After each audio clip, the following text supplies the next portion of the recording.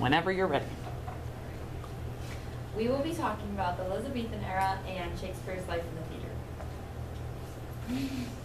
When was Shakespeare born and when did he die?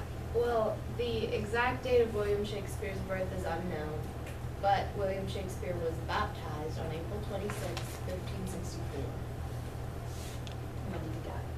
He died presumably on his birthday, April 23rd, 1616. Where was he born? He was born in a town called Stratford upon Avon, England. And who were his parents? John Shakespeare and a woman named Mary Arden, who was the daughter of a local land merchant, and his father, John, was a wool merchant and landowner.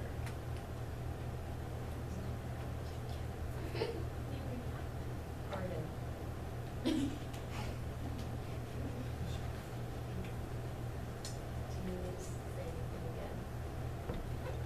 They have access to all these presentations. You just continue your presentation. What was his education? He was likely to be educated at the local King Edward VI grammar school in the town where he was born. Were there any disappearances in his career? He disappears from records completely after the baptism of his twin's birth and doesn't pop up again until the start of his career, along with some disappearances during his career. Who was he married to and what were his children? He married a woman named Anne Hathaway on November 28th, 1582, and they stayed together until his death in 1616, aside from living apart for almost 20 years at the end of his career. They had 3 children, Susanna Hall, and then twins Judith, Quiney, and Hamnet Shakespeare. Shakespeare's only son, Hamnet, died at 11, leaving him with no heir. When was his first play? Shakespeare's first play appears around 1594. He started then producing about 2 plays a year until 1611, and Shakespeare became very famous soon after his first play was released. What were his type of writings? His earlier plays are mostly histories and comedies. Following later in his career are some of his greatest tragedies, such as Macbeth, King Lear, and Othello. How many poems did he write? He wrote about 152 sonnets. His most famous sonnets include Sonnet 18, Shall I Compare Thee, which is a popular Valentine's Day poem. Sonnet 73, The Time of Year Thou Mayst in Me Behold, which is regarded as the most beautiful poem he ever wrote. And Sonnet 116, Let Me Not the Marriage of True Minds, which is a popular wedding poem. Now about the Elizabethan era. What were the years that was covered in the Elizabethan? It covers the years of 1493 to 1603. What were the major developments in historical events? Well, it's Queen Elizabeth I was born in 1533 to King Henry VIII and his second wife, Anne Boleyn. Queen Elizabeth was crowned on January 13th, 1559. She reestablished the Protestant Anglican Church, trying to set an end to the religious debates in England. She only ended up making things worse by angering other countries and some of her own country. So, in 1580, Pope Gregory XIII announced that killing her was not a sin. She wasn't very liked.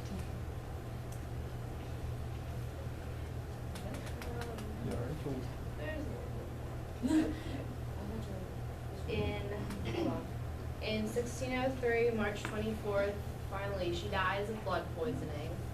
I'm not sure if she was poisoned or if she contracted, but she's dead.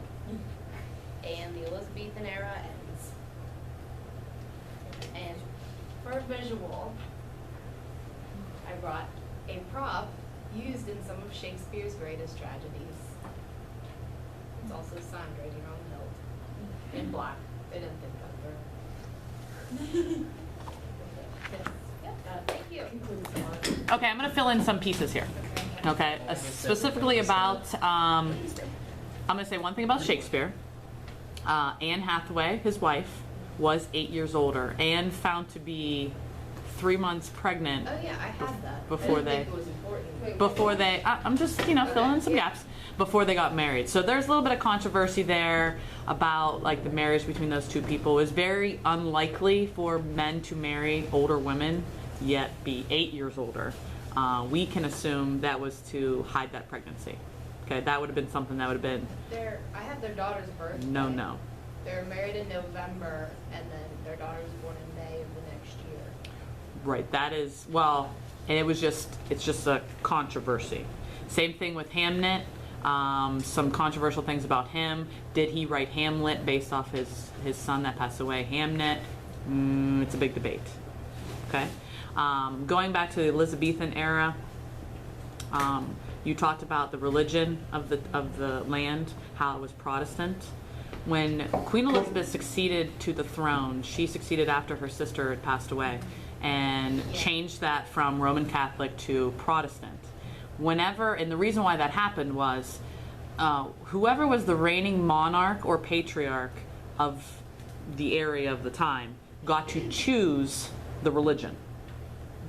Okay, which seems very odd because we can live in a society where I can be Catholic, I can be Methodist, I can be Baptist, I can be Jewish, I can be whatever religion I want to be, or be no religion at all. People in the Elizabethan era did not have that choice. They typically had laws set up where you must follow a particular religion. In this case, they would have all had to follow that Protestant law.